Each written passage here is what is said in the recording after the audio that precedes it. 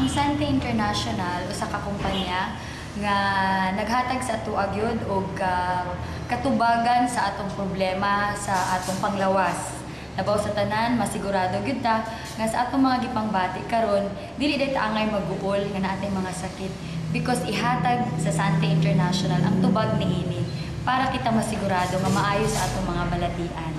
Ug tungod ni ana na ang Sante Barley Dumaguete tungod adunay mga kauban nato sa komunidad karon nga magpamatuod nga sila naayo gyud sa ilang mga balatian. Mao nga malipayon mi nga naa ang Sante Barley Dumaguete kay tungod ni sa mga tao nga naghatag og hugot nga pagsalig. Mao na nga malipayon mi nga naa ta karon diri sa Dumaguete City.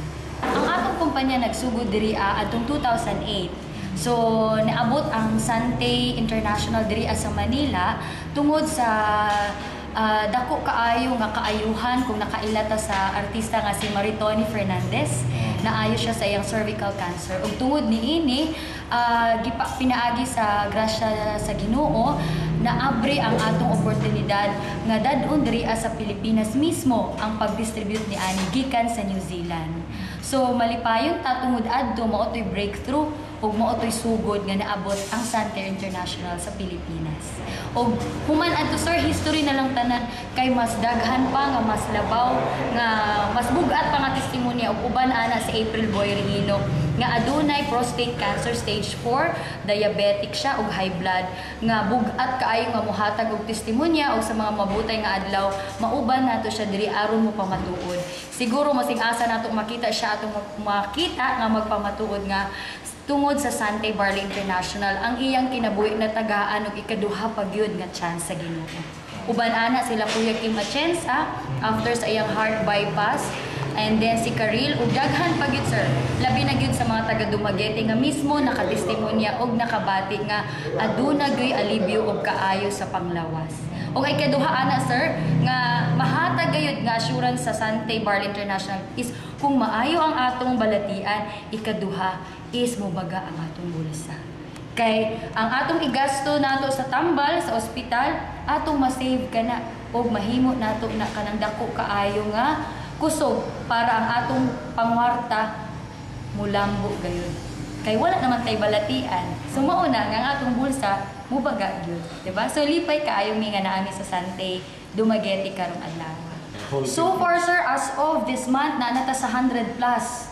So makita ta na aman tay website santebarley.com, makita na nila mo na kanindo sir no ang ato ang system, ang ato ang padagan because anywhere in the world makita na nila. They can open our site www.santebarley.com o transparent kayo kay masking sa YouTube makita pud nila kung kinsay magpamatuod nga aduna gayoy mahatag nga alibyo sa atong kalawasan ang Sante Barley. Hugot kay mi nga na malipayon kay uban namo karon is ang mga naa sa taas nga posisyon sa Dumaguete nga mihatag og pagsalig sa ato.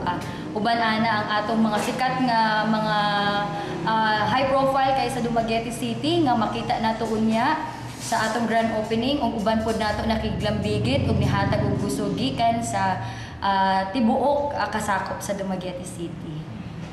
Kini yung products bang kuan isa herbal organisa o food supplement o salamat kay Sir Gwapo kay nga pangutana no. So ang atong produkto sir, food nutrient siya. Pagkaon siya nga kompleto kaayo gyud para sa tanan.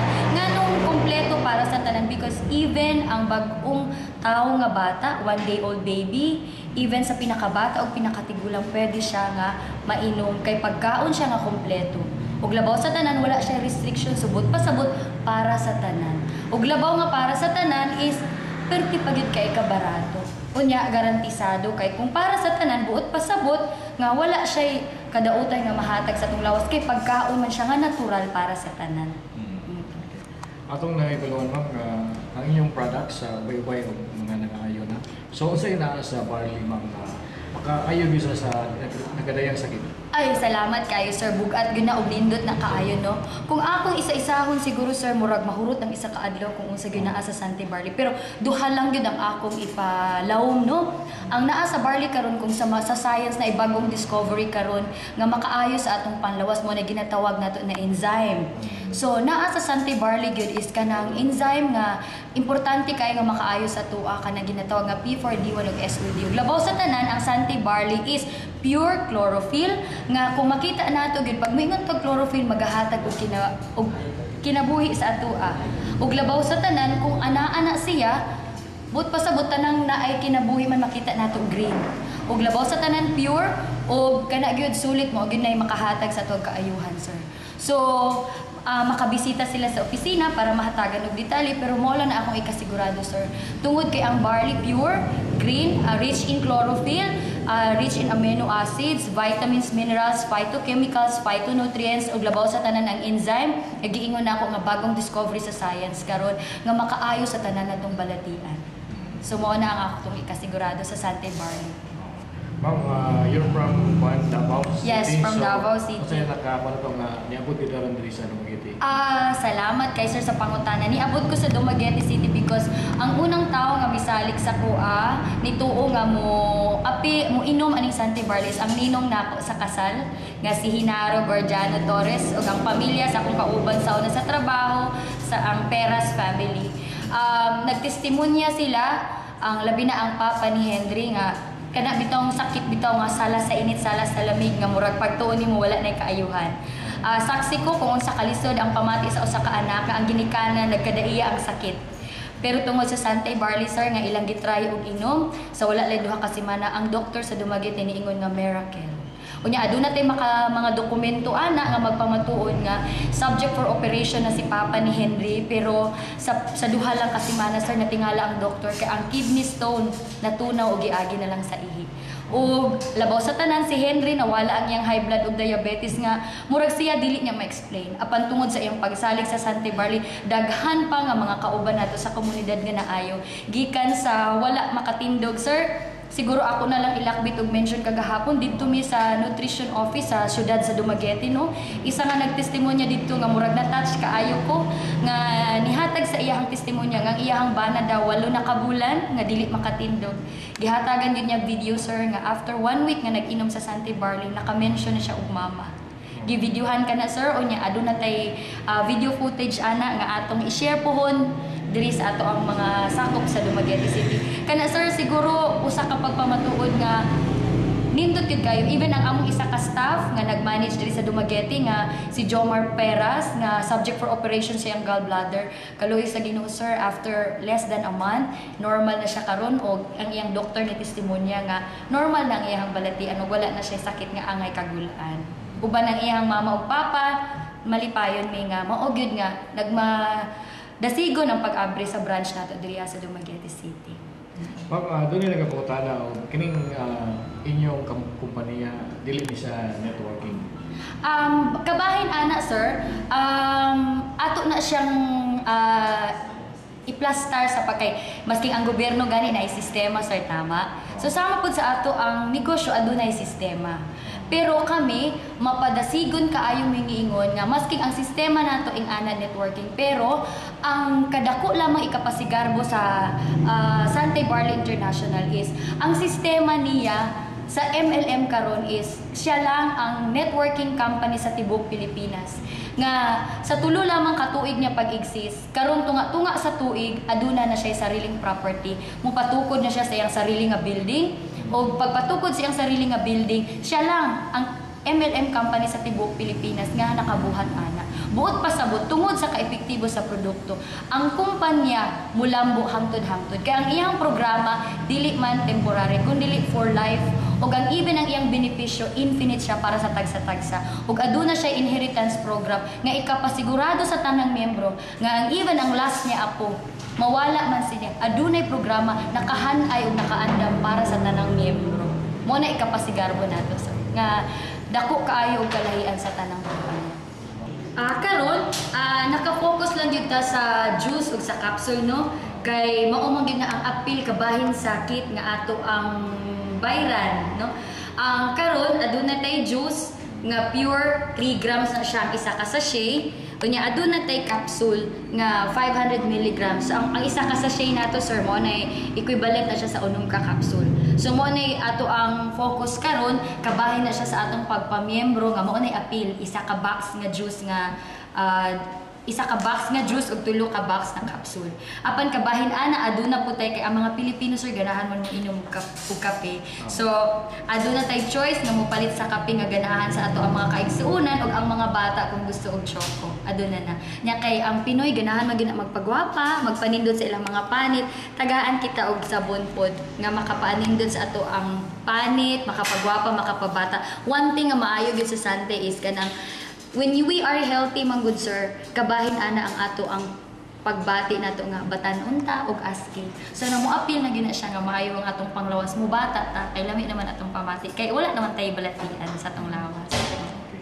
So kanang gustong magpa-member ma'am or may mong customer mapa-register lang sila or Anytime sir, ang atong opisina abre alas 9 hangtod alas 7 pero as long nga nay tao diri entertain siya sa atong mga kauban anda mo tabang diri sa Viloxin Lunes hangtod Sabado.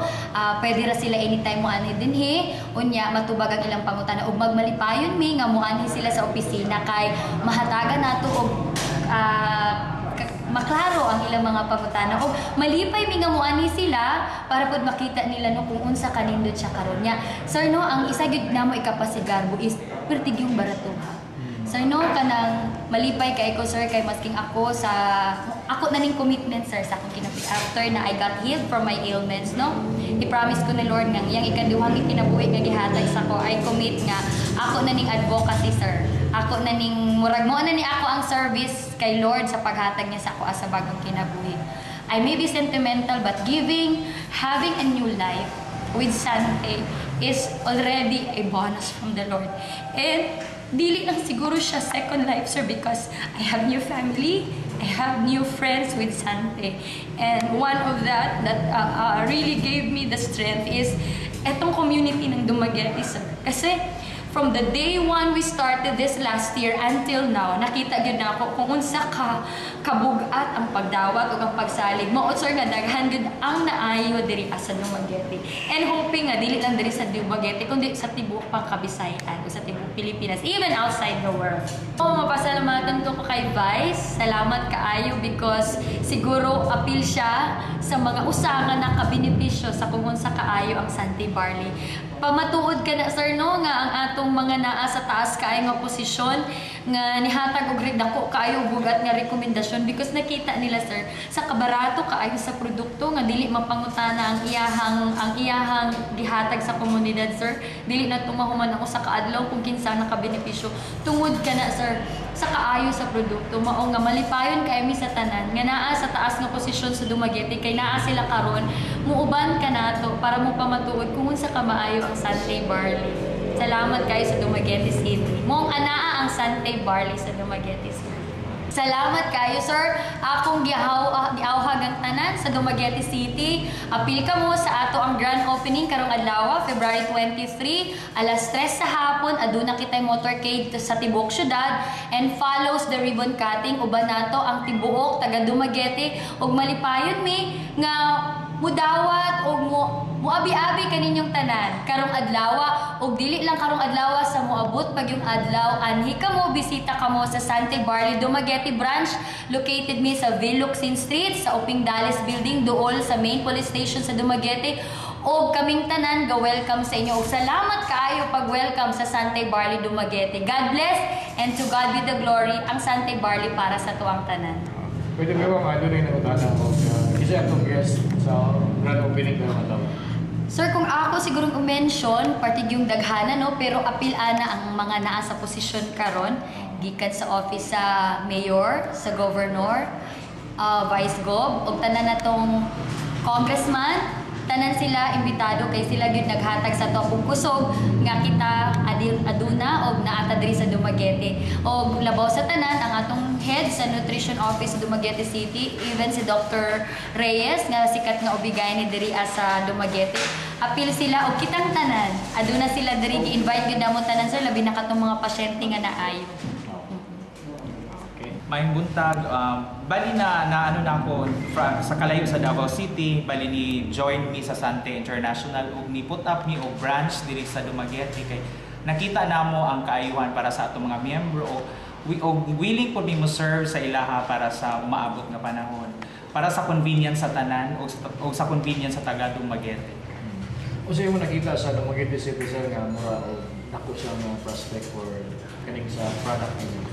Nakita na ko sa pag-accept sa mga tao diri nga welcome kaayo ang Sante o daghan nga ayo. So as on business side nakita na ko ang potential sa business nga mulambo siya o mo grow pa ang negosyo diri sa Dumaguete.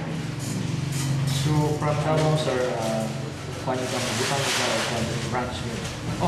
Karon from Davao City nakita na nato nga today is our grand opening February 23, unya sa alas 3 sa hapon ang atong cutting of ribbon o naapod ang representative from Manila nga muani sila sa ato o nakita pud nako nga maayo jud ang tanan diri. Sa pag-start pa namo before mi nag-open o nagplano nga mag-branch diri sa Dumaguete, baligistadihan namo ang miyembro nga ma-sustain ba ang business as branch operator diri sa Dumaguete. Ug nakita nako nga daghan nagkadako na gyud ang atong miyembro og nakita po nako nga very positive ang response sa tao sa ato. So in the future siguro mga pila ka months karon mo grow and grow pa jud ang ato ang negosyo diri. I-invite nako ang tanan diri sa Dumaguete unya sa alas 3 sa hapon ang atong grand opening sa Sante Barley International. Og after our grand opening ako po i-mention nga ang ato ang staff diri mo entertain sa ilaha every day from 9 in the morning to 7 PM mo ni sila si Jos Sumadela o si Jo Marie Peras. Isip one of the users sa Barley sa itong mga testimony sir na nakatabang sa itong ginabuhi. Okay, main contact sa tanan, no? So, ako sang ipaidala sa inyo ako sarili. Ako si Giovanni Flores, taga Tagum City. So ako lang ikwento sa inyo ako ang life story when I start the business, no? 3 years ago. Kasi ako, nagtrabaho ko sa bakery as bakers for 7 years. Then, that time nga 2009, akong papa mo nagkasakit. So nag-bedridden siya. Then, that time nga walay kwarta, dito nakita nga lisod ay kung magkasakit na nga walay kwarta. So, kadto nga time nga ipatry sa akong papa ang product ng Barley, na-miss ko kasi 1 week lang naulian ng akong papa. So, mo to, that time naka-decide ko nga i-part-time ang business sa isa ka tuig habang nagtrabaho ko. Ang good news, after 1 year doing the business, nalampasan na akong sweldo. So, that time naka-decide ko nga mag-resign sa akong trabaho, akong full-time ang business sa Sante. Ang good news, kasi akong mga pangarap dati, nga maadto og Manila, makapalit og sakyanan, no? Makapalit og house and lot, mag-travel sa abroad, natuman sa Sante. So in doing the business for 1 year and 8 months, nakuha ko yung income na 1 million income, no? And ang good news pa gyud, akong pangandoy sa una nga magkaroon og sakyanan, no? Nakapalit ko og sakyanan cash because of Sante. And ang good news, nakapag-travel ako sa abroad, Hong Kong, Singapore, Malaysia, nakasakay ko og Asian Cruise, no? With April Guerrino.